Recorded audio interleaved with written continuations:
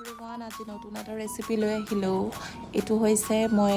mushroom chicken বনাবলৈ গৈ আছোঁ এতিয়া চিকেনখিনি প্ৰথমতে চয়া চচ দি পেলাই মেৰিনেট কৰি থৈছোঁ তাৰপিছত এতিয়া এটা বাউলত চয়া চচ 2 চামুচ আৰু এইটো হৈছে অয়েষ্টাৰ চচ সেইটো 2 চামুচ আৰু চেনি আৰু 2 চামুচ পানী দি কেনে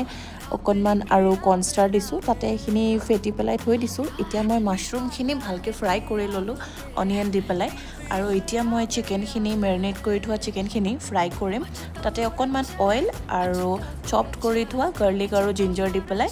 এইখিনি মই ফ্ৰাই কৰিলোঁ তাৰপিছত চচখিনি যে বনাই থৈছিলোঁ সেই চচখিনি মিলাই দিলোঁ মিলাই দিয়াৰ পিছত অকণমান পিছত মই মাছৰুমখিনিও দি দিলোঁ আৰু গ্ৰীণ চিলি দি দিলোঁ এইটো মোৰ হৈ গ'ল